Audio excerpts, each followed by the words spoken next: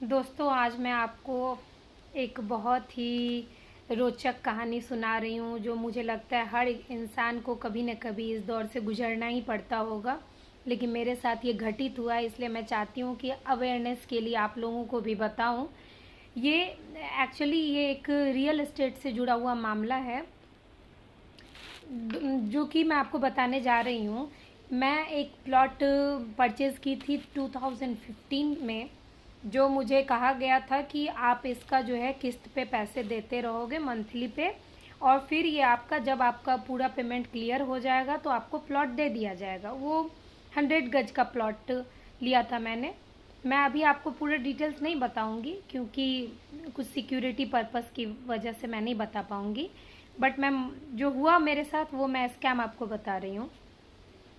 उस प्लॉट का मैं धीरे धीरे पैसा 2-3 साल तक पे करती रही, और जब मैं प्लॉट के जो मुझे वो रिसिप्ट पे ऑफिस वगैरह का नंबर दिया गया था, उस पर जब मैं बाद में किसी प्रॉब्लम मुझे कुछ हुआ पेमेंट करने में, 1-2 महीने में मुझे कुछ प्रॉब्लम फाइनेंशियल क्राइसिस हो गई थी, तो मैं इस रिगार्डिंग बात करना चाह रही थी। तो जब मैं उनके ऑफिस पे फ़ोन ट्राई करने लगी तो मुझे लगा कि मुझे वहाँ से शक शुरू हुआ, क्योंकि उनके ऑफिस का कोई भी नंबर जो है चल नहीं रहा था। और तब मैं पेमेंट को रोक दी और मैं सोची कि एक बार जाके उस बंदे से मिलती हूँ जिससे मैंने प्लॉट की बुकिंग लगाई थी।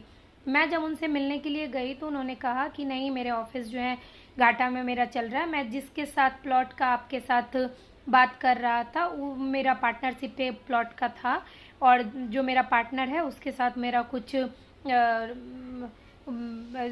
झगड़ा या फिर जो कन्फ्लिक्ट हो गया है, तो मैं उस प्लॉट को आपको नहीं दे पाऊँगा, और आप जो है किसी और प्लॉट का पेमेंट आप मुझे कर दो जो कि उससे 4 गुना ऊपर प्राइस पे था।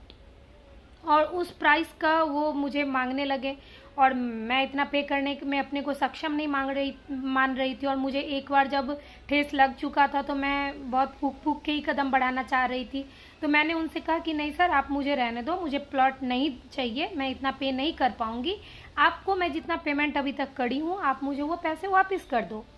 तो उन्होंने पहले तो बहुत ही मनाही की, फिर मैं लगातार उनको फॉलो अप करती रही, तो वो टाइम मुझे देते रहे। हर टाइम पे उनकी बातें फेल होती गई।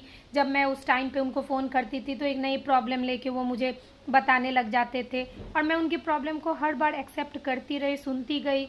बट ऐसे करते करते लगभग 1-1.5 साल गुजर गया, और जब मैं उनसे फिर से बात करने लगी तो उनका कहना था कि आपके पास एक सिर्फ रिसिप्ट है और इस बिना पे आप कुछ नहीं कर सकते हो, तो आप मेरे पे कोई कानूनी कार्रवाई भी नहीं कर पाओगे, और मैं आपका भला करने का सोच रहा था इसलिए मैं आपको पैसा देने की सोच रहा हूँ। बट वो पैसा भी मुझे लगा नहीं कि वो देना चाह रहे हैं। तो मैं आप लोगों को ये कहना चाह रही हूँ कि अभी तो मेरा मामला उलझता ही जा रहा है, लेकिन आप लोग इस मामले से ये सीख लीजिए। मैं आप लोगों को इसलिए कहानी सुना रही हूँ कि कोई सी भी प्लॉट की बुकिंग हो या कुछ भी हो, मैं तो आपको यही प्रेफर करूँगी कि आपके पास जितनी भी आपकी मेहनत की कमाई है, आपकी कमाई सही जगह पे जाए। और मेरा ये मानना है कि कभी भी आप इन्वेस्टमेंट करो तो रेडी टू मूव फ्लैट पे ही जाओ, अंडर कंस्ट्रक्शन या प्लॉट पे आप मत जाओ, क्योंकि बहुत ही ठगैती हो रही है और बहुत सारे ठग जो हैं आपका पैसा लूटने के लिए लगे हुए हैं। और मेरी आप सबसे हाथ जोड़ के विनती है कि आप अपने पैसों की सुरक्षा करें, और ईश्वर से कामना करें कि मुझे अपने पैसे लेने में सफलता मिले, और मैं नहीं चाहती कि आगे कोई इस मुसीबत में पड़े मेरी तरह। धन्यवाद।